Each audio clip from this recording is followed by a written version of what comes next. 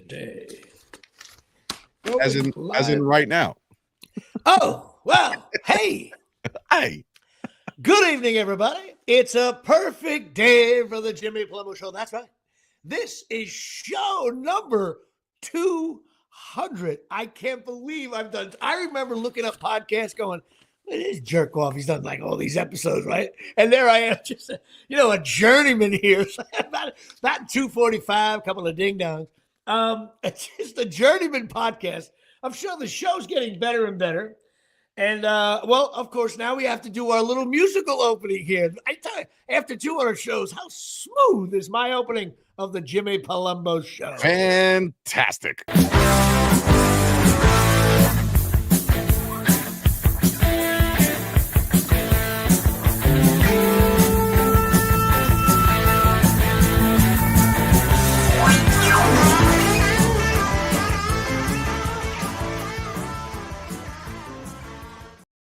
Well, everybody, this is show number 200 of the Jimmy Palumbo Show. And, of course, behind the glass, your friend and mine, miserable Cowboy fan himself, Dave Sturchio. Behind the glass, how we doing today, Dave? Oh, Jerry Jones is an evil mastermind marketer, and he decided to make a big splash yesterday amidst the NFL playoffs. And then as soon as the NFL playoffs were trying to take off last night, all of a sudden the Dion rumors kick off, and Jerry's got the headlines today. I was at the gym for no bullshit today. I was at the gym for about an hour and change, and every time I looked up at the screen, at the ESPN screen, all Dion, all Cowboys, all shit. It's all like, look at it. There it is. He knows how to do it. It seems like every big basketball game and football game besides Cowboys takes place at the stadium. He wrote the check. As a matter of fact, if I write him a check, you and I live from the Cowboy, AT&T. Yeah, I don't know. I think Dion's going to stay at Colorado. I think he's a fool to go to the NFL. But although probably the one job, Cowboys, maybe that's the one to go to. But Cowboys have no shot at his kid. So unless they make a blockbuster trade, which you never know, Jerry's crazy. I think he's good. He would only go where his kid goes. But they already hired New England. I don't know what they're going to do there. I know everybody's getting on Dion a little bit with his kids, but I get it. I'm not a fan of Dion, but he did a decent job at Colorado. I think Shedeur is going to be a great player. His other son, not so much. I don't think he's going to be any good, but Dion may take him and say, I'm going to have him on the team. That's fair. His dad, that's how it works. I don't like the fact that I don't like what team he's going to go to, and I'm going to change that. But the Giants did it with Eli. That's been done before. So I think, I don't know what's going to happen there. I think he should stay at Colorado. He's making so much money there. His family lives there. An $8 million buyout as of right now. So Jerry Jones would have to pay him $8 million just to get him out of the contract and then agree to terms with the Cowboys. So for money reasons, I mean, it's a no-brainer. The amount of endorsements and more shit you can get in Dallas rather than Colorado. However, it's a circus. It's a circus. I don't think Dion's the kind of guy that wants to deal with Jerry right now. No, I got to be honest with you. I don't think he could do better at the Cowboys with endorsements and all that. Nah, he's on every. Dion's on every. He's Deion Sanders. Yeah. But he don't need the Cowboys. Imagine adding the Dallas Cowboys to the resume. He already is. He already is. He already is that. And he's got. I think Colorado NIL money. They can match it. That's how much money's at stake at college football. And plus, he is the supreme allied commander. You go to the NFL, hey, coach, hey, prime. I don't give a fuck. I'm a defensive back. I don't care. You know what I mean? And, so I think he's crazy. Oh, you don't think that's about to start in college? I just saw. Yeah, but he's already the supreme allied commander there. So I think he should stay. Yeah, I know. But you're worried about the guys that are saying, divas that you're playing because of the NFL. But like the college football is being ruined. I don't know if you agree here. Oh, for sure. It is. I mean, I just saw that the Georgia quarterback had transferred to Miami and will be making more than some NFL quarterbacks in 1 year's time, which is, again, that is astronomically insane. And that's why on my show, we talk about guys for show number 200.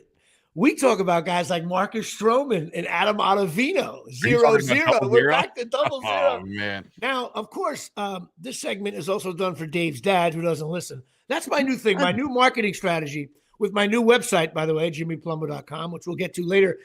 My thing is talk about things to people that don't listen to the show. So you know what's funny? My brother told me the other day in a nice conversation. He says, don't think that I'm not keeping tabs. Like, I saw Jimmy Palumbo's Ruben Sierra shirt, so he popped in from time to okay. time. Well, there's like, see that, that's why. Listen. Yeah, but the way that you just told me that your brother's about 4 days away from being, you're back with Chris Gucci over there because I'll have your brother on with another Sturchio. Maybe we'll have 8 guys. We'll have like a panel. A panel of shitty Cowboy fans and one shitty Giant fan who thinks they stink. We'll have to call the FCC. Well, and make sure first of all, can you name the Dallas Cowboy guy who wore 00? There is none except for Rowdy the mascot. Okay, a good call right there. Also, don't forget about Jim. It needs to stop. We got to get Rowdy out of here. Marion Overshawn is Agent Zero from Texas. Give the man his number and knock the shit off. I would change all that if I was a Cowboys. They got to do something. But of course, Robert Parrish is probably listening in, and also Jim Otto, Hall of Famer, he's tuning in, and also, if your dad remembers this guy, Kenny Burrow, wide receiver in the 70s and early 80s, Dying Breed Garage, Will Pena chiming in, of course, here on the comment page. Feel free to do that. So that's it. Not many 00s. I don't know how much longer. I guess we're going to do the number. I have to go back and see. You got to go. You got to say episode number 201. You got to start over again. It'll be Billy Martin Day next week. I got to predict that. Or my brother. That's what he wore for Corona softball. But all right. Now, of course, my favorite segment of the show, which no one else likes, but I love it because I finally got my guy. After a couple of weeks of decent players, I finally got Tom Nito. Now, this guy was this guy was a stud. Now, he played 7 years in the bigs. Okay. Now, this reminds me of like kind of your stats with Chop Sports. Softball. He played 7 years from 84 to 90. St. Louis, Montreal. By the way, as soon as you hear Montreal, you're either a Hall of Famer not from Montreal or you stunk. So St. Louis, Montreal, Minnesota, and Philly. He was a catcher. He runs like a catcher. He had a batting average of 205, okay, which means he'd be making about $10 million a year. 5 home runs total, 69 RBIs, 251 games total, backup catcher clearly. 85, he had a banner year, 288 at-bats. He batted 225 with 34 RBIs. Postseason, he was huge. 0 for 8 in 3 games. So he stunk there, but he was traded with Jeff Reardon to the Twins, who ended up being a pretty good pitcher for them. He was also, and my favorite thing, this is how I want to be traded like as a podcaster, because like I love when you get traded with Tommy Herr, right? And the next line says, "and for cash." So me and you get traded to another podcast for cash. Usually it's never for cash, it's for cash consideration. Like they don't even have a number for you. I think cash is worse than a player to be named later. Absolutely. You will give you money. Just take the fucking guy. Like, please. He averaged about $100K a year, I guess back then but he coached with the Yankees for years. In their minor league system. He's a catcher coach, and with the Mets too, Willie Randolph. And so anyway, he just was, it's funny. Now he's just retired and he's a California guy and that kind of thing. I also want a little shout out to all my friends out in California. I did have a couple of friends. Mark DiCarlo's been on the show, fan of the show, friend of the show. He came real close. Fire was coming over the hill. The winds changed and his house got saved. And they put that fire out. It was over by the Hollywood Hills. But some of my friends and colleagues, I guess, just everything got blown out. A big shout out to them. I'm not the kind of show that talks about like things like this, but the devastation, in terms of rebuilding, I just think of the lost jobs, people working from home, that's gone. People, even they have the money to rebuild, but what do? You spend $300,000, $400,000, $500,000 to build a new house, but there's no school, library, ShopRite, Food Town. There's no mailboxes. There's nothing. He said Food Town. Food Town. Right. So what I'm saying, oh my there's God. Just nowhere to go. And anybody complaining about infrastructure, I get it. California probably made some mistakes for sure. But like at the same time, it's like if somebody said, "Hey guys, we're going to redo all the water lines and all the fire hydrants." Yeah, it's only going to cost $170 billion.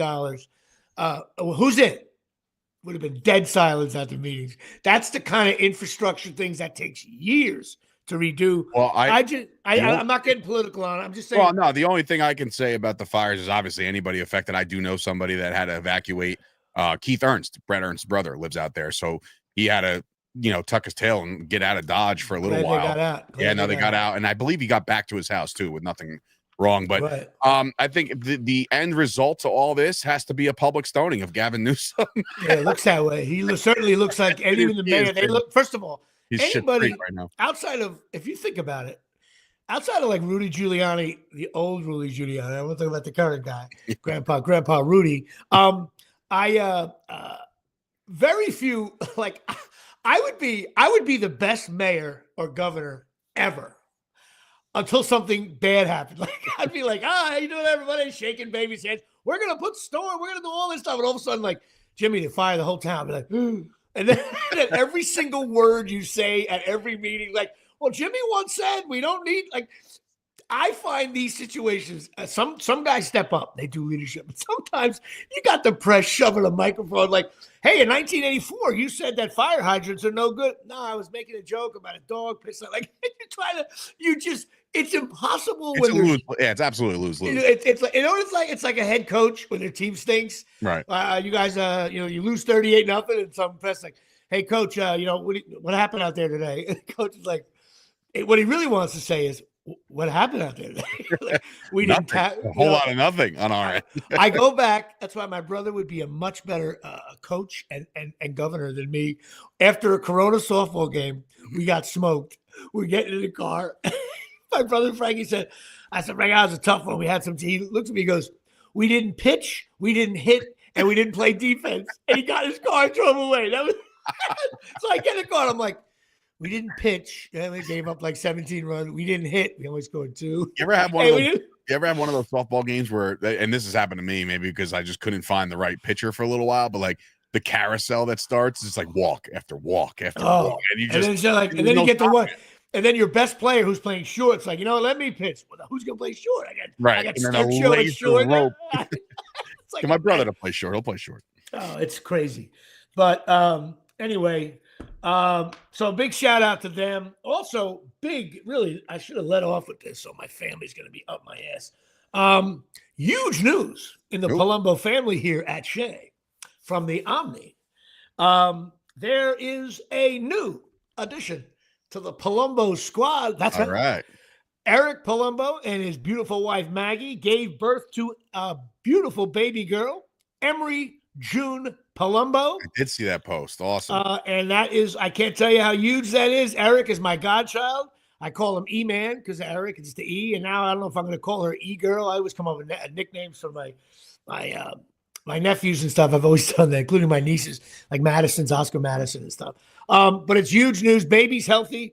Mom's doing great. I think she had a little bit of a rough go there, but you know what? She went, gave up 4 runs in the first inning and finished strong. I know I don't talk about this stuff because it ain't my deal, but man, oh man, like I was like yesterday's years old when I realized what they have to do when they say push, right, to get the baby out. I didn't know, like, I just thought like there was another muscle that women possess. No. It's, hey, try to push out the most violent shit you've ever pushed out in your life, and that's pushing out the baby. And I'm like, oh, what? No, it's listen, that's why you got to watch Call the Midwife. I'm not watching that shit. You will. My brother watches my bonus mom Barry put me onto something new. It's like a Cowboys and Indians thing on Netflix, or no, Mormons or something new. Oh, it's great. Yeah, apparently it's amazing. I'm gonna start watching it tonight. Oh, it's brutal. Yeah, that's what I'm hearing. It was like that was brutal. But anyway, yes, what those moms go through is brutal. But Maggie did great. The baby's healthy. They're back home in Austin, Texas. My brother was down there with my sister-in-law. And they just look like 2 young, 32 years old, young parents. They're all excited. And we needed, because our Christmas parties were getting boring, bunch of old people drinking scotch. So that's huge. But also, now you got to remember, my dad was a twin. And we lived in Colonia. And my uncle had 3 kids. And my oldest cousin, Michael's son, Christopher, who I call Christopher Jack and the Christopher Jack Band. That was his nickname for years. he and his wife Bree, a week before or 10 days before, something like that, they gave birth to Nicholas Jack Palumbo. So there are 2 new draft picks, NIL coming in. The only thing I could possibly think of first, which by the way, God bless, like congratulations. But the only thing I could possibly think of right away is that there's just future Patreon members to the Jimmy Palumbo. That's it. I expect it, Christopher. I expect you to send me $3 in for Nicholas. But it's awesome. Everybody's healthy. Bree and Christopher and my cousin Michael and his wife Tracy. Everybody's happy. I don't have all the names yet. My brother's going to be Grandpa Frank. I'll get all the names down, what they call them. But that's big news. 2 new additions to the band. I'm very excited. Natalie can't wait to meet them. Emery June and Nicholas Jack, 2 new NIL picks, which will forever change the Christmas parties. Which next year, Natalie is playing Santa Claus at our family party, and that will be it. And my brother instituted a new rule that yours truly, Jimmy Palumbo, will be the last and final Santa Claus. I have the job in perpetuity. I will be now with the little kids around. It's going to be awesome. So all good news. Shout out to my Patreon. You're bringing that up. I got to give a shout out. We're not mired yet. We're still stuck at 47 here at Shea. That's because some of my Patreon have to have more kids, so we get more Patreons. A shout out to Brian Vermier, which I'm going to discuss in a minute, my website guy, and Joe Sinecor, Ramsey guy, is always tuning in, and also Bob Sheeha, and of course my nephew Eric is part of the Patreon.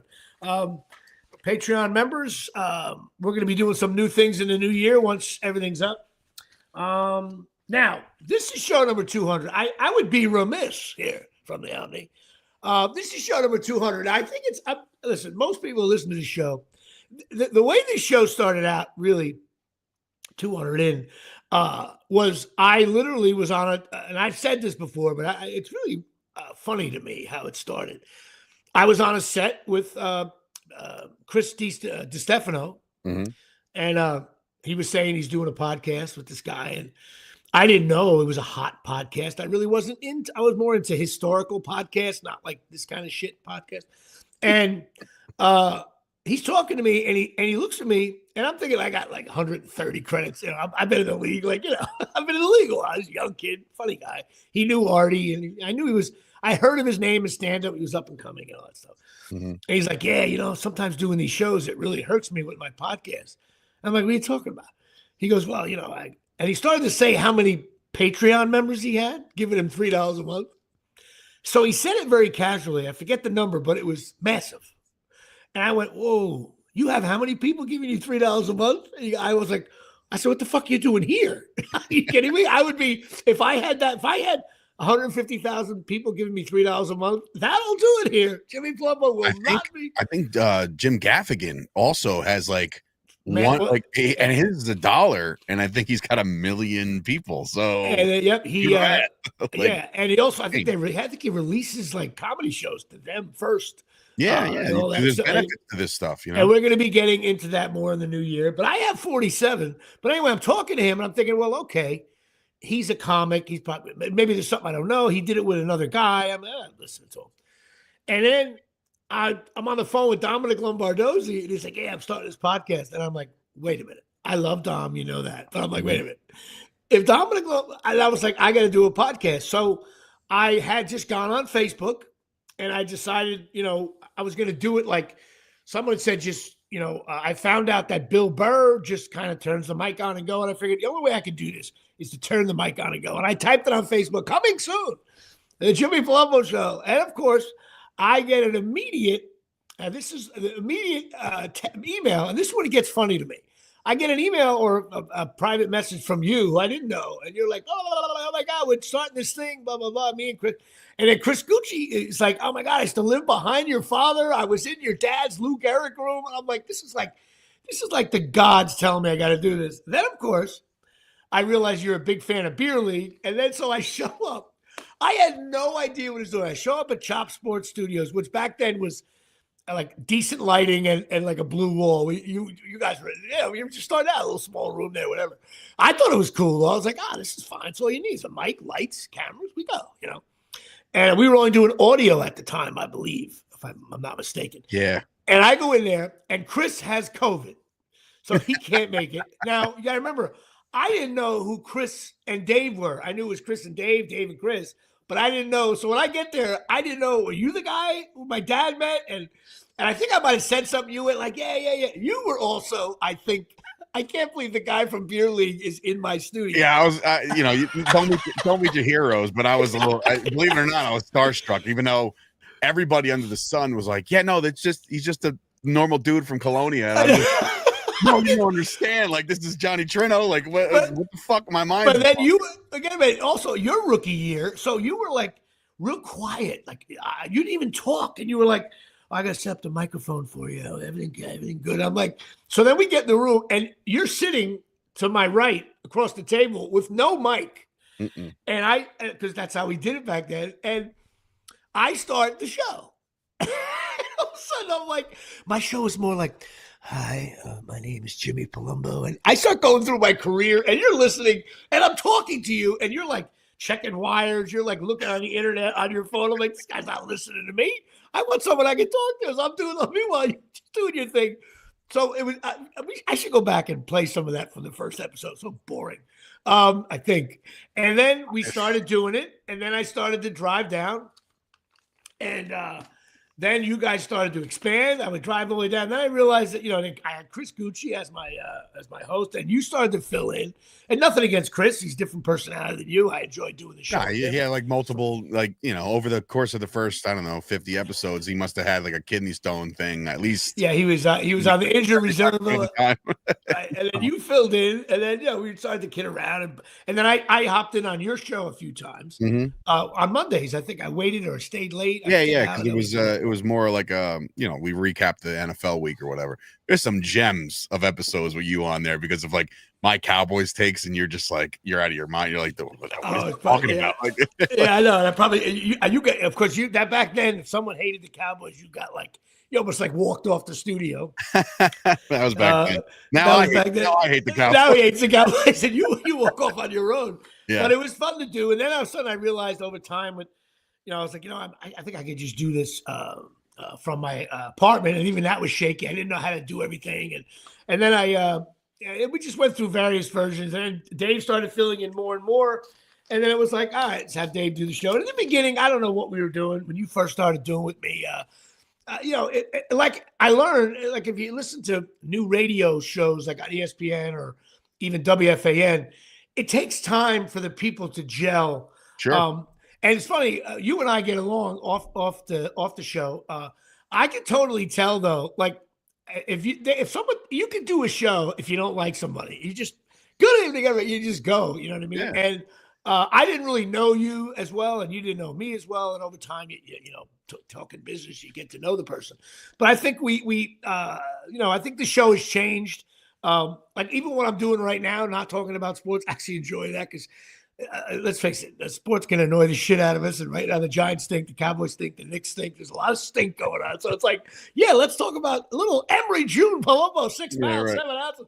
Or Miles, your kid, ripping down the Christmas tree. That's a much better show than when we talk sports. But no, we've been doing it 200. I got to thank all my Patreon people, especially, listen, I got some family and friends on there, but they do listen.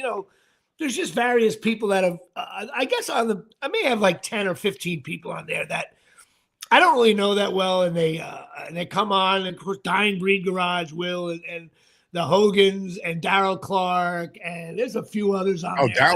Daryl Clark asked me for my address the other day. He's going to send me some kind of cake. Oh, dude. Is it bad? Is it bad news? No, it's delicious, bro. That's what I'm saying. Is it bad news? You'll eat well, it depends. It's a different style, but it's I don't know what the hell he was talking about. He's like, I got to send you the. I was like, what? It's a famous, I forget what they call angel cake or snake. I forget what they call it. Delicacy of New Orleans, I guess. Yeah. Right? I ate, I made the mistake. It comes in a ring. And first I tasted it, I was like, I left it on the Sam Grasso. Did you get my Patreon, Jimmy? I don't think so, Sam. Wait a minute. Did you just come in now? I will go live. Oh, Jesus Christ. I will You're going to make him search. Live. Yes. This irritates Dave when I do shit like this. Yeah, this. it does, because, people are just like, I can't wait to see what he types. I was going to say, and what is this? Do I see anybody here at Shea? I see Moment of truth here. all I see is the Hogans and the So he lied right he there. lied. And Sam Grass is busted my going through it ball. right now, man. Listen, he lost, he's got he lost the game listen. to the Sam Redskins. Grasso has 17 girls for kids, and he's got to put them all through college, and that's it. But one of them, here's what will That's the happen. last person that I would ask any money from. I Like, would ask hey him for Sam, can anything. you donate money while you're also putting 18 girls through college? Right. But you know what'll happen? Hey, Jimmy, Sam, give me a call. Yeah, my daughter, she's graduating at the University of Bafangul, and, she's getting into like marketing and showbiz or acting. And next thing you know, here we go. I was like, where's your fucking $3 a month, pal? Tell you, kid. He Anyway. pumped me, G. He said, no way. He got me. You punked me. Sam Grasso punked me. That's okay. I wish you had. I like that he listens to Like I said, he's going through it right now. He just lost a football game to the Redskins, and he lost his Tampa Bay Bucs season. So, well, first of all, but see right then, this is I'm going to become my brother. The weekend, by the way, he's in Tampa Bay. I think Dave Waterman from the class of '83 Colonia, he was a Tampa Bay fan. 3 people just drove off the road that I said that. Anyway, but a shout out to my Patreon. I really appreciate it. And hopefully next, in the coming weeks, as soon as I get all this shit together with the website. And that is that. So, but of course, listen, I've been to Sam's house and he's got the daughters and his carpets are filthy. And so what Sam needs to do, rather than support my Patreon, I think what does he need to do, Dave? Yeah, I think he needs to give a call to our friends at Oxy Magic. That's right. Oxy Magic USA.com. Even better. And you know what, Dave? It's Oxy with a Y. OXY, MagicUSA.com. Here we go. On our 200th episode, give them a call. They just did my carpets a couple months ago now. They've done Dave's. They do a great job. They're in and out. You don't realize how filthy everything is. You got a dog. It's a mess. It'll look great, and they're not that expensive, and the guys are really nice there.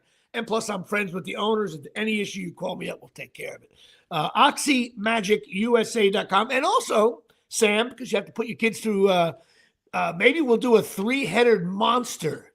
Me, Sam Grasso, and Dave Sturchio, we will own a franchise because if we do, they're offering 0% financing. So you can finance your kids, which, Dave thinks college is a million miles away. And I'm telling you right now, college is coming right around the corner. Well, as soon as you get done with your dance. I am on the scholarship hunt already. So we'll see what Miles winds up doing and what Stella winds up doing. But and if your daughter's dancing, try to just trip over her knee one day so she can't dance anymore. So go to OxyMagicUSA.com. Talk to Tom and Natalie here at Shea, and they'll take care of you as they always do here from the Omni. So, all right. Well, I don't know. Should we bring in? We got the Madison thing. Why don't we do let's right bring now? her in. She's going to give. So this is previously recorded before last night's results. So she's got a little something to say about the AFC and the NFC championships, the divisional round coming up, her picks and all that good stuff. So take it away. Madison Palumbo will be back with critique on Madison right after this. Thanks, guys. Welcome back to another Minute with Madison. Last week I was live talking about the wild card round, but this week we have the divisional. And at the time of this recording, 3 out of the 4 matchups are set. And I want to talk about my picks moving into this week. For the first game, we have the Texans at the Chiefs. And I have to go with the Chiefs for this matchup. I didn't even think the Texans were going to beat the Chargers. I was surprised. The Texans have had a really strong defense, but I do think that the Chiefs are overall more stacked. Mahomes is an animal in the playoffs. They're well rested, and they have a lot of assets that can move them on to the next round. Moving on to the next game, we have the Ravens at the Bills. This matchup, I don't even know where to begin. You have 2 arguably of the best quarterbacks in the league, Lamar Jackson versus Josh Allen. Both teams have a lot of offensive assets, and both teams have been fighting for years to make a run in the playoffs. I mean, the Ravens and the Bills have both been good in the past, but it seems like when they get to the playoffs, they both seem to struggle. So both teams are going to be hungry for that spot. Moving on, we have the Commanders at the Lions. I'm going with the Lions because I think the Lions deserve it the most out of all the teams in the playoffs this year. It is their year. They are another team that is well rested as they have that bye. And I just love everyone on their team, especially Gibbs and Montgomery. Would love to see them win a Super Bowl. And I don't know though, because the Commanders always find a way to win a game in the last couple seconds. They've had such a wacky season. Jaden Daniels has been hot. So I wouldn't be surprised if they give the Lions a little bit of trouble. And lastly, at this time of this recording, like I said before, the Vikings and the Rams do play tonight, and the winner of that game will play the Eagles. But whoever does win that game, whether it's the Vikings or it's the Rams, I see that team beating the Eagles. I can see the Vikings beating the Eagles, and I can see the Rams beating the Eagles. And that's not just because I'm an Eagle hater, but they do tend to choke in the playoffs. And I would love nothing more than either the Vikings or the Rams to beat the Eagles. If I had to pick a team, though, my mom's going to be really upset about this pick, but I'm going to have to go with the Rams. I think they're going to give the Vikings a hard time tonight with all of their assets on offense, but it is hard to beat a team twice. And the last time the Rams played the Vikings in Week 8, they did beat the Vikings. So we will have to see, but those are my predictions for the divisional round. And I will see you guys next week to talk more football. Thanks, guys, and back to you. All right. Well, thank you very much. She nailed the Rams pick. She got the Rams pick here, Shay. Yes, she certainly did. Now, I was 3-2 last week. I don't know what you were. You probably forgot what you picked. Yeah, I forgot. Of course you did. Well, the preparation. No, I picked the Chargers. I picked the. I'm sure I picked the Packers. It doesn't matter. I was picking with my heart, not so much. I did the same thing. I have upset alert here on the Jimmy Palumbo Show. Your Houston Texans are going to beat the Chiefs. This team, the Chiefs have to eventually go down. There's no way they're winning the Super Bowl. It can't be, even though they're 75-1 this year. I have the upsets, the Texans. That's crazy, I know. Ravens, Bills. I think the Ravens are going to win. I think this guy Lamar he's such a great player, and he gets like this, Lamar. I think he's awesome, and I think they're going to win. Rams, Eagles. I'm rooting for the Rams. I'll just leave it at that. Enough with this. Oh, my God, the Saquon Barkley. Please just get beat so it's enough. I mean, the Giants are like an ailing dog, and someone's just kicking them, and someone's got to say, the dog is dead. This team is dead. Let him go. And they're still like, you ever see some of those shows when a guy's pumping on the chest? No longer. Finally, like someone comes over. No, he's gone. He's gone. That's what it is. Every time I have nightmares of Saquon Barkley pumping up the Giants. Someone's got this time. God, can he just go away? So Barkley's got to just go away. I'm sorry. He's a great player and he's a nice kid, but go away. And of course, all you guys who bet that he scored a touchdown, I love that he slid. Anyway, and I also have the Lions beating the Skins. I think the Skins had a really good year. They have like a quarterback. There's a future there. I look at the Skins. I'm like, somebody in the New York Post wrote a great article. Like, the Giants are losing in the playoffs, and they're not in the playoffs. But like all these teams are like, even the Cowboys now may get Dion, and all this exciting news going on. And the Giants with Dable and Shane and no quarterback headed to. I just like, what is the Eagles and Skins? Like, if the Eagles, what happens if the Eagles and Redskins win? That's brutal for a Giant. I guess we're for the Cowboys, man. The nightmare scenario will be the Eagles. I think the Lions are good, but I'll be rooting for the Skins. So maybe I'll say, I'm rooting for the Lions. So my upset really is the Texans over the Chiefs.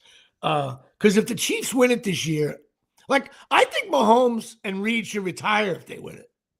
What's the point? What is the point of playing? Just let it go. Honey. The only negative on the Chiefs in the last 10 years has been like Andy Reid's kid driving home, right? He got a car accident. And Taylor Swift.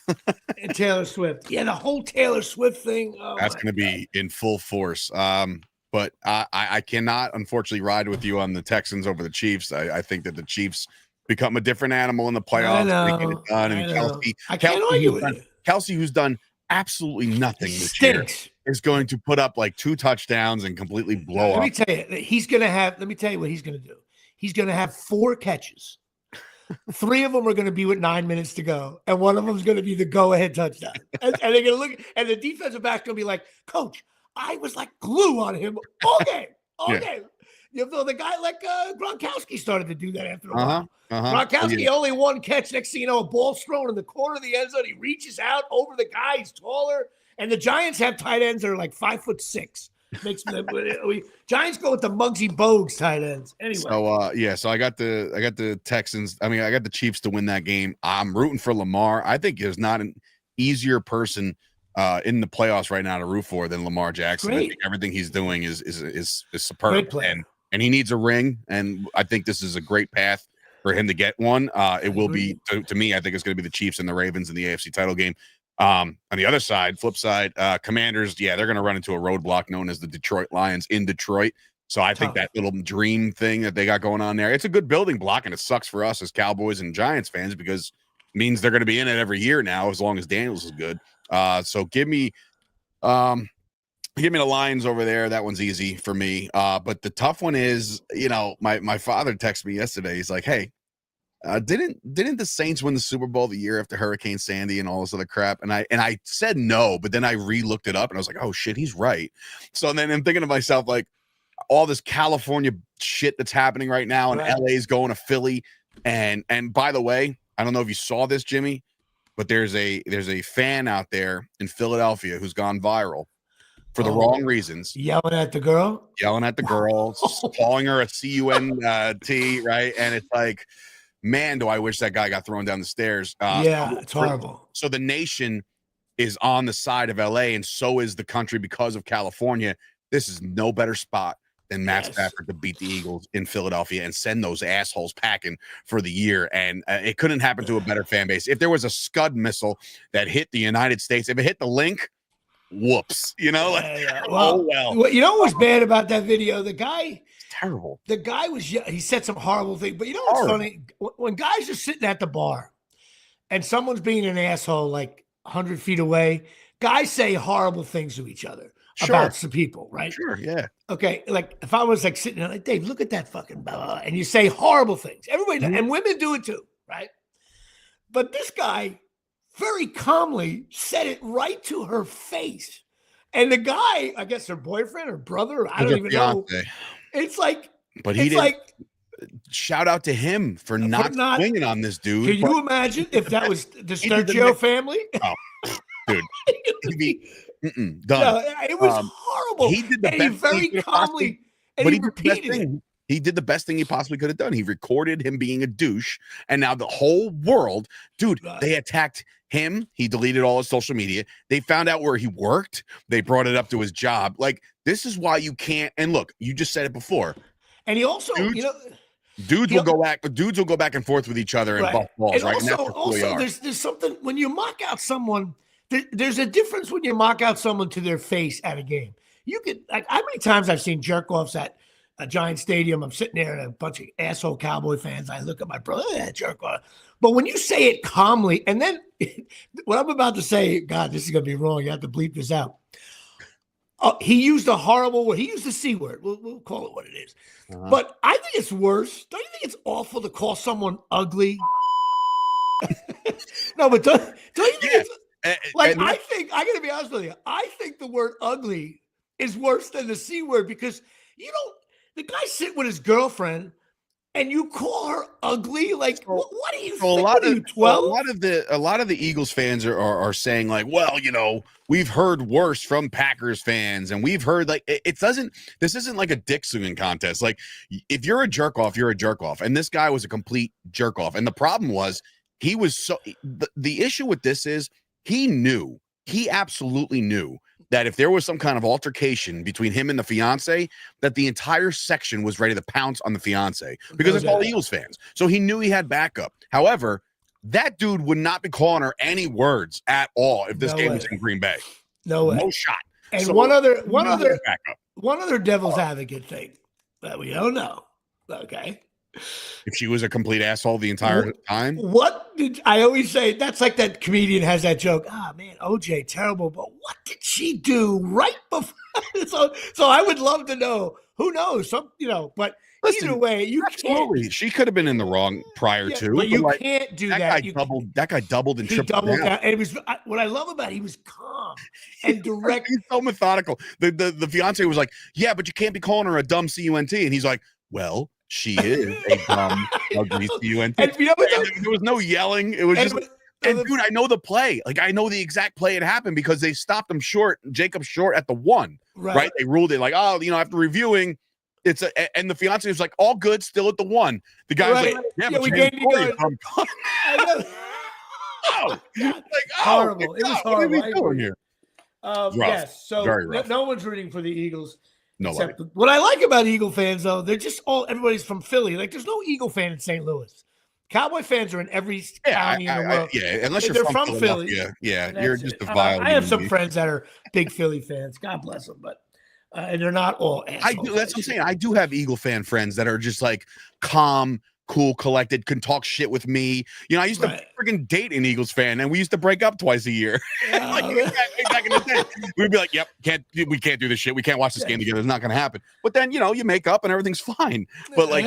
Eagle fans, there are some vile human beings, and of course, there's vile people in every fan base. Giant fans, they dial that shit up, and I'll tell you right now, Jimmy, you guys as Giant fans are not even somewhat close to the Jets fans that are out there. Oh, for sure. But I've noticed, what I go by now? It's a youth thing. And you go to Cowboys, you go to the Cowboys play the Giants. You go to an 8:00 game on a beautiful day. And Cowboy fans and Eagle fans and Giant fans and Jet fans and San Diego Charger fans, by the way, and they're drinking all day out there. Anybody under 25 is a complete asshole. Well, you could you could ask my brother. The weirdest experience we've ever had is going out to a game where the Cowboys were blowing the doors off the Patriots in Dallas, and like. We're looking around and like nobody's getting excited. Everybody's just like, "Hey, it was a good play. It was a good play." And I'm like, "No. Like, it was a pick 6. Like, what are you talking about? Like, get off your fucking ass." And I remember, just because me and my brother are savages, and we were with Brett Ernst too, and he looked at us like we had 3 heads because like the Cowboys are up like 28-3, games in hand, game's over, right? Dallas goes like 3 and out, makes a real bad play call. And like me and Danny are like, you gotta be fucking kidding me. Like, we're going, Brett's like, bro, what's wrong with you guys? We're up 25 points and there's 8 seconds left. I do that with. That's how we're built over here in Jersey. I totally understand that mentality. That's why we're fanatic. We're a bunch of jerks. That's what it is. College football, of course. Good game. That Notre Dame Penn State game was really. Half my family are Penn State fans. Are devastated. My cousin John was there. He was like, "Fuck this." Great game. The kid on Penn State quarterback just didn't have a good night. And that pick, you got to try to go downfield and win the game. But what I don't think enough people have talked about, or maybe they have, and I didn't listen. It was a great interception, bro. Yeah. The pass was bad, but the guy totally dove the other way. That was a top 5 interception in a big spot. And then Notre Dame kicked the field goal. They were shitty kick. I tell you what, and this is maybe this is my brain that like triggers like when there's a big thing about to happen. So I'm watching that game. And I'm a little induced, like, my edible. And I'm just like, this is great. This is a great college football game. I'm enjoying it. And then I started to fade a little bit. I was like, oh, shit, I'm going to fall asleep. I'm going to miss this shit. So, like, I started to fall asleep. Next thing you know, my body kicked me up. And the guy was lining up for the field goal. There you go. Like, oh, sweet. Like, I'm about to see the game winner. This is great. But, dude, let me tell you something. Shout out to all my Notre Dame fan friends because they're basking right now. They're fired up. But I will say, that Notre Dame head coach, I know he's caught some shit in the beginning when he first took over, but boy, oh boy, is he a motivator. I like that dude. They had a bad half against a Carteret, and that's why they're not known as how good they are. Their schedule wasn't great, but they still beat everybody up. They did enough. Now the Texas Ohio State game, I hate Ohio State. No, same. Only because they just beat they beat Rutgers differently than the other. They pound them. It's like bad. They take it personal. I do it. They don't give up either. No, we're going to win 8. We're going to score 80, that kind of thing. Penn State sometimes runs the ball against us at the end. So they win 55-0. And like, it wasn't that bad. But it's like, ugh. But this Texas game, this is why. Could you imagine? I'll set it up like this. If the Dallas Cowboys were down by 7 in any game, a preseason game, and they were at the 1-yard line, okay, with 2 minutes to go in the game, and they're at the 1 yard about to go in and tie it. And then next thing you know, a running play, which let's run really wide and see if we can be 2nd and 11, which you run up right. They do that. And next thing you know, they go back to pass. And who sacks him? His roommate from the previous year. Oh my! Two like nice looking white kids, right? And the ball bounces off everyone's helmet, lands into the guy, so his momentum is heading towards the end zone. So if you're Texas, you're at the 1 yard line about to tie the game in a huge game. And Ohio State was on their heels, man. They were, and next thing you know, it's 21-7 and the confetti's coming down. I would be spitting up blood. I would not be able to handle that loss like that. I need your opinion on this because you're a longtime fan, longer than me, obviously, specifically college football. But can we stop with the fucking confetti like every round? It's like, unbelievable. You know what's sad though? You know what's sad about that? Rutgers never sees confetti. You know what? You know what'll happen? Rutgers will win the national championship, but there'll be some law that they can't use confetti anymore. Right. It'll be Governor Murphy will be like, yeah, sorry, everybody. We have to ban the confetti. It kills the little brown bird here at Shea. I'm like, oh, my God. Anyway, but so Ohio State, Notre Dame. Now, I think Ohio State's better. I think they're much better. But you know what? I'm rooting for Notre Dame for a couple of reasons. I just can't stand Ohio State. Nobody. And I always bring this up on the show. That guy wrote an article in the Columbus Times. The headline at the top of the sports section said, Rutgers will never beat Ohio State. You make no fun. Now, people don't get to me how funny that is. You're a writer. You're a journalist. And you go on your, and the headline says, Rutgers will, and then he goes on to explain why. And here's the best part. He's been dead accurate. In other words, like his argument is real. In other words, like in the beginning, oh, look at that. That guy's crazy. Now I'm like, I can't stand Ohio State. But they've only been getting 5-star recruits for the last 11 years. They're stacked with talent. What is the more likely thing to happen in your lifetime? Now, remember, your lifetime means I'll give you 20 more. I'll give you 20. That's even pushing it. I'll be generous and give you 20, right? In your lifetime, what happens first? The Rutgers Scarlet McKnights make the college football playoffs. Not talking about like what they could do there. Somehow get in the top. Gets in the playoffs. Get in the dance. Or Rutgers beats Ohio State once. Oh, the playoff is way easier. I'll tell you why. This year, Rutgers' schedule this year, we played Linden, Carter, and Roselle Park. We could have been Indiana very easily, and we didn't play Ohio State. Oh no, Ohio State, that would be monumental. And I guarantee you, the year we beat them, this will be the storyline. Ohio State, for the first time since 1961, has finished 6-6 on down year. Like, we're not going to beat them when they're 12-0 and 11-1. Not going to happen. No, but I'll give you a better one. I'll give you a better one. See if you can laugh at this.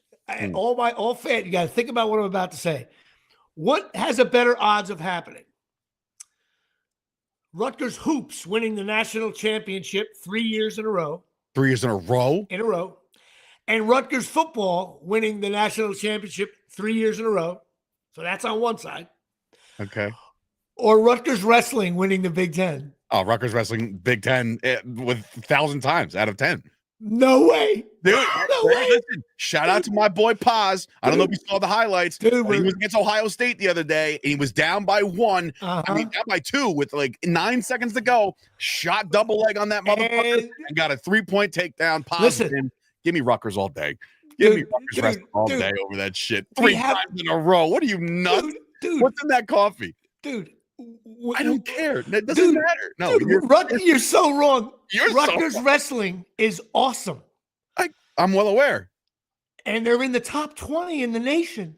They should be. And they're 9th in the Big Ten. Well, that's because we're just so happy to be stacked with Penn State, Ohio State, Iowa, all these other schools. Stacked? Minnesota, where Brock Lesnar went to school. Dude, it's never going to happen. Never. We'll never win the national championship in wrestling as a team. Of course, but never can't happen. But you just said there's more of a likely of a three-peat in both sports. Please, Sam Tyson Hogan. You're out of your mind, dude. We'll never win the national You're just championship. listen. You're just as bad as the beat writer in Ohio. It'll never happen. We can't. We've had the best wrestling team ever, and we go nuts, and we finish 5th. It's a joke. It's the best. It's the gods of no. You're wrong. Unless St. Peter comes down 6 seconds, no. There's just no. I'm telling you. Anyway, I'm off on a tangent. I'm rooting for Notre Dame, mostly because my daughter's grandfather, my father-in-law, is 90 years old. He's ailing a little bit. He's a Notre Dame fan, and I hate Ohio State, so that's my reason. Rutgers hoops. Big win. Big win. Big win. Yeah, they're 9-8, going nowhere. I don't understand. We got these 2 generational players. I watch the game and I see Chris Gucci and Dave Sturchio running around. I don't get it. But you know what? They're 2-4 in league, and we have to go 12-8. Sam agree with you. I know he's right. You don't follow it. I'm telling you right now. I don't. So right. No, listen. First of all, we're never going to beat Minnesota in wrestling. We do it Iowa and Iowa State. Forget about it. Anyway, I'm right about that. UCLA game. I thought UCLA had didn't really beat anybody this year, but they have. Nice win yesterday. Bottom line is we're 2-4 in league. For all my Rutgers fans out there, I hate this season too. We're pissed off because we're not that good. Bottom line is we have to go 12-8 in league, and we're 2-4 right now. So if we win, if we go 10-4 the rest of the way, we are going to the dance. If we don't, we ain't going. It's that simple. Do I think we can go 10-4 the rest of the way? No. But that's what it is. Until we get our 9th loss in the Big Ten, you know what's funny? Still alive. You know what's funny? I obviously, people know I run for the most part, I run your social media, Instagram, TikTok, and I post things on your Facebook. I don't ever, and this is, I swear on my kids, I would never look to see who you're talking to or anything like that. But the best part about logging onto your Facebook to upload either a graphic or whatever is that there is a notification thing of who has commented and all this other shit. It is always littered with somebody has mentioned you in the comments in Rutgers hoops or some shit. I know that Jimmy is going back and forth with some fan saying we stink, this is over, we're hard. I don't understand. First of all, listen, you're a Cowboy fan. I can relate it to the Cowboys right now. Oh Christ. Is there anything worse? What if you talk to a Cowboy friend right now? He was like, Dave, the last 2 years ago draft, we did good. We got picked up that offense. And you're like, we don't have a coach. We don't make the playoffs. It's funny. Someone has to be negative. I'm sorry. I do the Jersey Boys podcast with Brett Ernst and his brother Keith. And they call that those moments little Sturchin moments, meaning I get really excited about the stupid shit. And they're like, Dak is horrific. What are you talking about? I'm just like, no, wait, you just got to give him a chance. And he's like, he's in year fucking 10. How many more?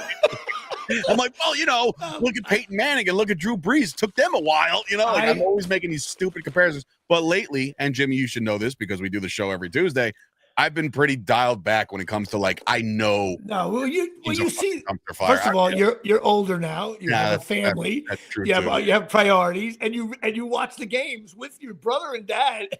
And when the Cowboys don't stink, not like the way the Giants. My brother seems to be the more.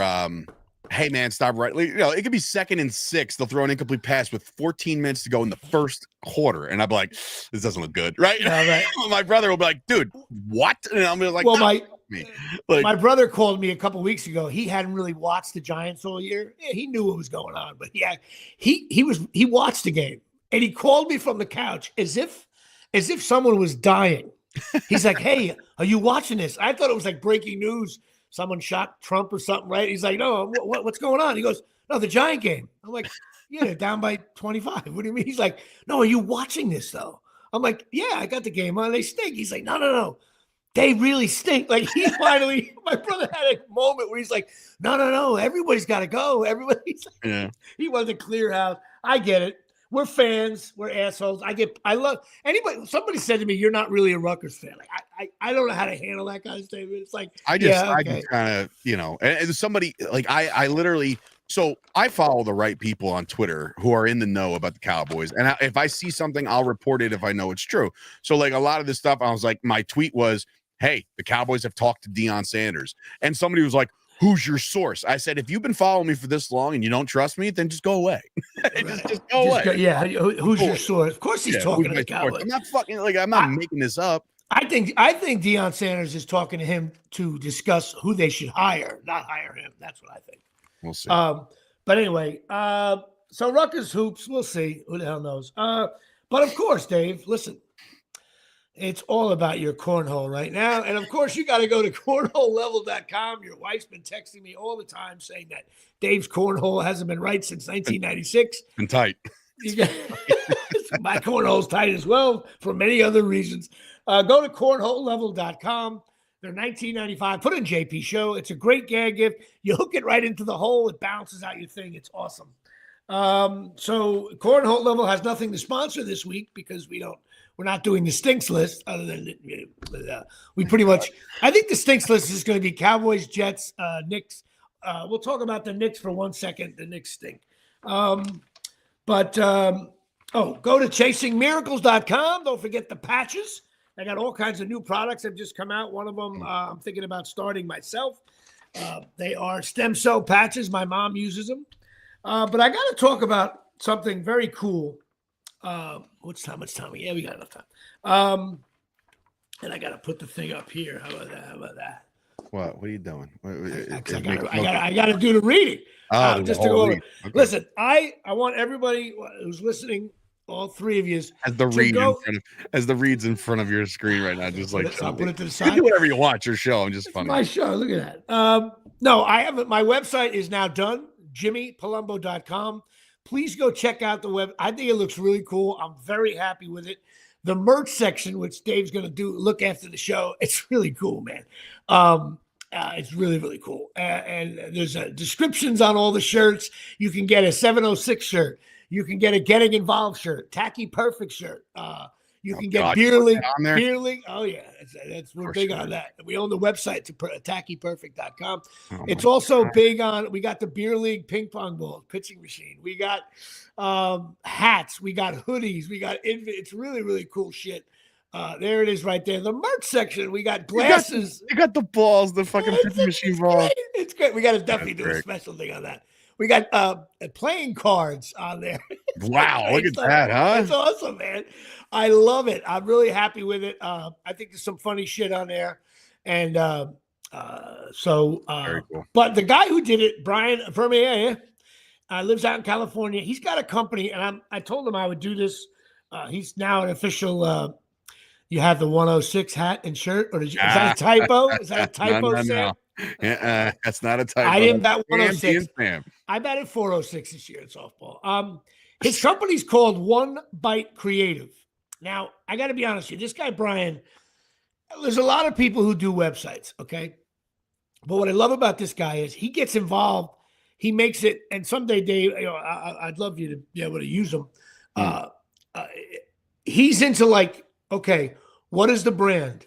Like it's like he's very focused on branding. You're the guy. We're gonna have this. We're gonna keep things consistent. We're gonna do this. We're gonna do that. Like, and he's all over each page. He also is helping me out how to edit my own website, so that way I don't have to bother him every 5 seconds. Which I'll be bothering Dave. That means I was gonna say that just means I got more work to do. Yeah, you got more. No, I think I could do it. I don't know, but no, you can't. I'm gonna go to JimmyPalumbo.com. It's gonna say site has been shut down.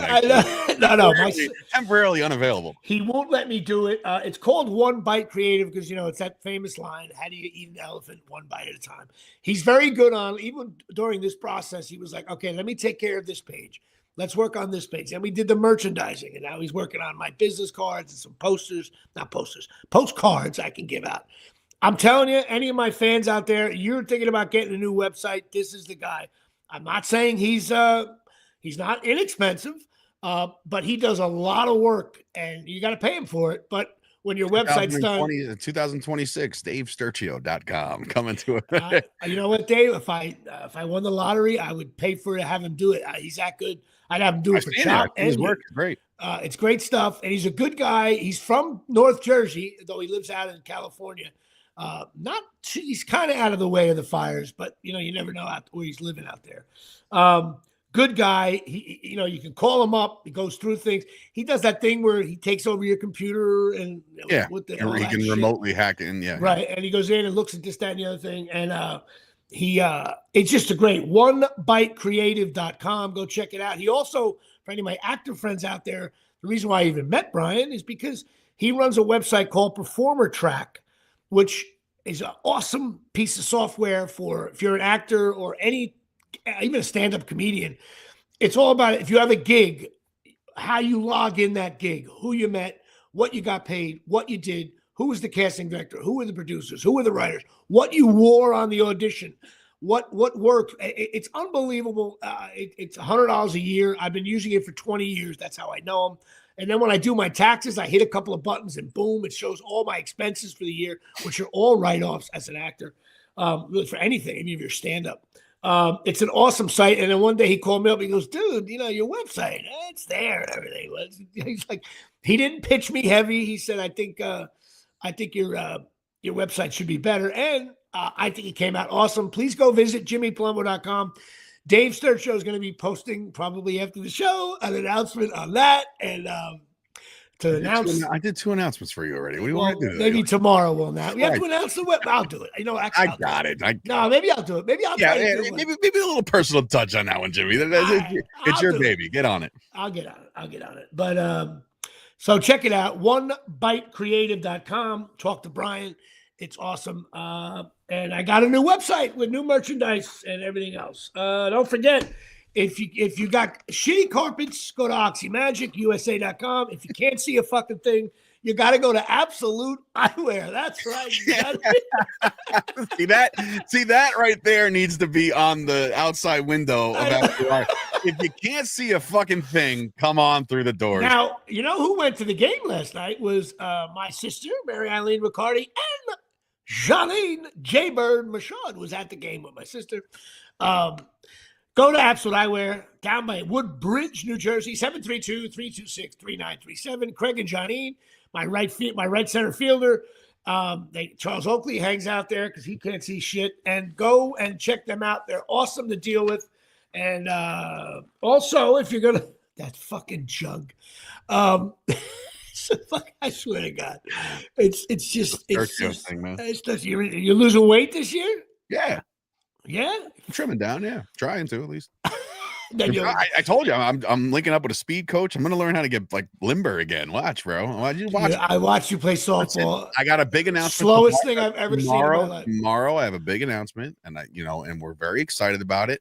So excited that, maybe or may not, the original OG Dave Destruction gets back in the ring in 2025. So maybe, just maybe, you never know. And if I do that, I got to get a lot fucking faster than I am right now. Well, speaking of Dave Destruction, before he got really big, I was able to utilize him in Beer League, the pilot, which will be showing to Dave is so cool. Look at that producer with the best. He was ready. Couldn't wait to put that up. Yeah. Go to Smodcastle Theaters tomorrow night. No, Thursday night. Sorry, Thursday night. I don't know what day it is.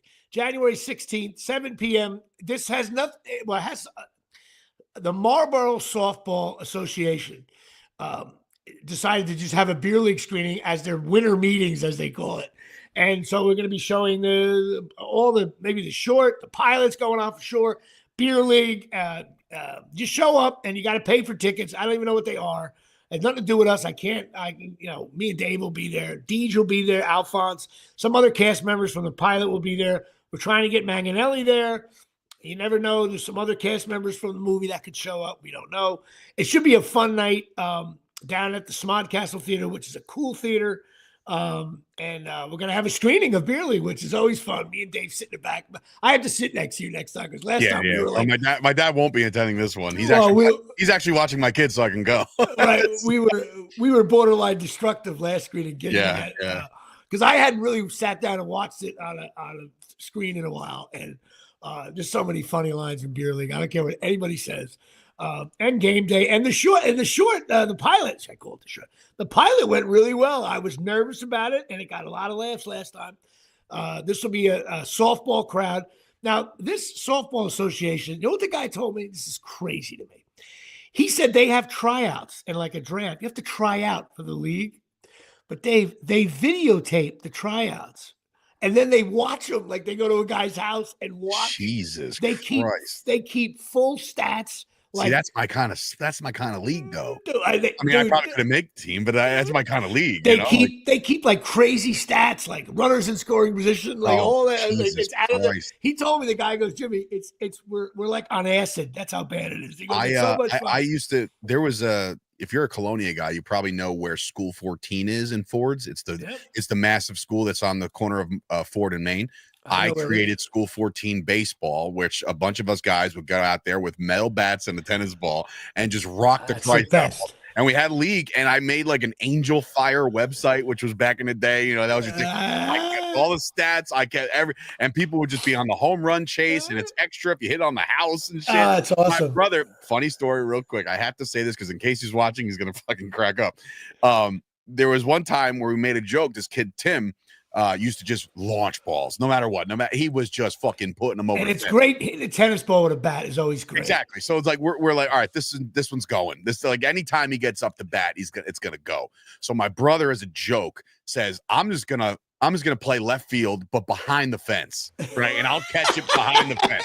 So he does that. I deliver a meatball down the middle. Kid cranks it. My brother, who's trying to get a step on this thing, bolts as fast as he possibly can and runs into a fucking sign, like a do not park sign, with his eye open. Like, it was my God, a mess, but like, we're like all for the sake of just trying to catch this fucking kid's home run. It. And I love it, dude. For this, I used to love doing that.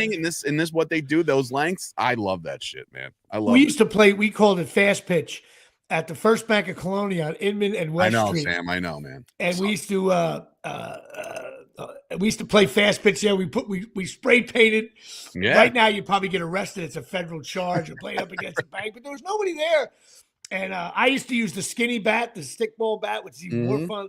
I used to love doing stuff like that. Also, on sad news, speaking of, they're knocking down School 14, so the Angel Fire League is gone forever. That's it. We're done. It's like my fucking jersey's in the rafters. We got to pull it down. But they announced, like the Negro leagues, all the stats from that league will be included in baseballreference.com from your league. Will be included. So now all of a sudden, Sandy Koufax and all those guys are they're all going to be all your stats you can't touch for the rest of your life. That's it. And plus, even injuries, but your brother's Satchel Paige. It looks like he went 9 1/3. Right. Like, what?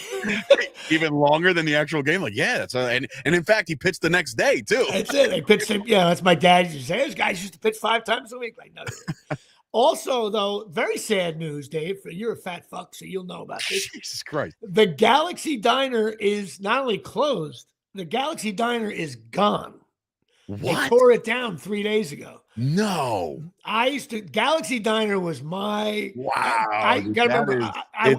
It's them and the Rio for me. Well, the Rio, though, especially back in the DWI days, were you don't want to go all the way down there. There was always more chicks at the Rio. The Galaxy Diner was for 4 guys at the table, hammered, with the Irish lady Mary, who's long gone now. She would come to the table. Oh, love, how you doing, love? What's going on? What's your name? We would order obnoxious. Get this, French fries, gravy, extra bowl of gravy, 4 drunks sitting there, and she dealt with it. She wrote it down in chicken scratch, and she would come. The order was always perfect. But my one buddy goes, did she get the order right every time? And we were just like, oh, French fries, food, just shoving it down. I used to love the Galaxy. I think I had my communion. Like a communion or a baptism breakfast in the side room. And I don't know why there's always a happy waitress special. Nobody ever came. That's it. Galaxy Diner is it closed, and I remember my favorite. Bro. Drinking at the Galaxy and going, first of all, we used to drink at the bar at the Galaxy Diner. They had a bar. My brother used to pregame at the Galaxy Diner. That is the ultimate loser right there. That is. But here's the best. There used to be. Now you're gonna love this. You were probably a member because you're Mr. Fucking in shape. There was a gym across the street. You remember the Pyramid Club. Okay, I remember, and this I used to give out steroids at the door. It was great. Okay, right. The treadmills were up against the window and looked right into the Galaxy Diner. So a guy like me would be sitting on there at 6 o'clock, looking down and be like, oh, I'd go for a Taylor ham, egg, and cheese right now. And then I would watch the people that came out of the Galaxy Diner, and I used to say, the most unhealthy people in the world come out of a diner at 5:30 in the summertime. Like, just overweight, canes, fat going in, and there's nothing healthy at the Galaxy Diner. I used to be like, look at these fat bastards. Barely, probably 8 doctor appointments, and you know what? And you know what, Jimmy? You became that fat bastard. I'm that guy, because you know why? I would go out and grab. I mean, one day I went in there after working out. Said, "Oh, I'm gonna be healthy." I got no cheese, but I took I got Taylor ham and egg on a roll. I didn't get the cheese. That was my diet. I know you don't eat meat, so it was absolutely great. I ate it on the way home. I'm like, that's good. Burn off 400 calories and have 1,200 on the ride home. You fat, hot chicks on it. There were hot chicks there. Remember that? I went on a date with a chick. It's even worse if you're at the Galaxy and you're shoving food down your throat and you're just like, and you look up. You're like, models running and shit. You're like, oh fuck, you have nothing else to do. I went on a date with a girl there. She would always be there. She was above the rim. I had no chance to sign her to a 4-year deal. I would be talking. Next thing you know, I was like, hey, we started bullshitting. And then one day I said, hey, you want to go grab a drink? And she said, yes. I was like, I'm telling you guys, if you're at the gym and you're young, I'm shot now. I can't do anything. If you're at the gym and there's a pretty girl and you see her a bunch of times, all you got to do is, hey, you want to go grab a drink? If they say no, then you don't go near her again at the gym. You avoid her like the plague. If she says yes, you're in the game. Maybe you hit a chopper that gets through, throw goes wild. You steal a base, you come in high. So that's it. Galaxy Diners no more. Pine Tar Bar and Grill. We were supposed to go this weekend. I could not. Down in Forked River, they have great games on. We got to do that one day. Dave's pissed I didn't go. We were supposed to do it, but whatever. Yeah, because it's Jimmy. It's hard to get clearance for all this stuff. I know clearance. What do you? I have the same problem. I'm just like, hey, by the way, I'm going to meet Jimmy down at Pine Tar Bar and Grill. Yeah, that went over then well. when Saturday comes up and you're like, oh, it's a no go. I'm like, well, then that just ruined everything. So stay home with your kids and show your kids. That's usually what I do. That's it. And also Lisa Ruane, therapist, 201-725-1251 if you're in a jam. And that is the conclusion of our show number 200. We got, I got to say a prayer for myself. I had an audition on Friday. I thought it was a pretty big one. I got a new website, jimmypalumbo.com here. We got the Beer League screening this Thursday. I got a stand-up show. You know what's so funny? Cutting you off as your social media extraordinaire. I literally shared the flyer to your story on Instagram, and I say, coming on out this Thursday, and I put DEE this Thursday because I knew you were going to say it like that. It's on Thursday. I'm so good at what I do sometimes. Yes, you're so good, and you're going to be walking around the rest of your life saying Thursday. I know. What's my grandmother? My grandmother every day, Sunday, Thursday, Monday, Friday. You go Friday. Yep. Mike and Mando used to do that. But Thursday night down at the Smod Castle Theater. Anybody of my Down the Shore friends, Dave just posted something on that. Also, January 24th at a club on Route 17 in Mawa. Booyah is the name of the bar restaurant. I'm doing stand-up with Chip Ambrosio and Ryan Marr. January 25th in Westwood. Look for a post there as well. I'm doing stand-up. And also, I'm doing a show, of course, the huge show in Avenel on April 18th on a Friday. Tickets are being sold there. I gotta make sure I sell out more than Joe Matarese does. I think Joe Matarese is doing a show there, so I have to sell out more than him. I'm looking forward. It's really a reunion. I just want to see my friends come out. I got some good comics. We'll have a few laughs, and we'll come out and we'll drink. I think they're opening up the bar maybe just for that night, which is great. And that's it. That's all I got. All right. Good night, everybody. Right. Good night, everybody. 200 and cheers. 200, Dave. Thank you, and also Dave. Thank you very much for all your hard work. Of course, this is fun.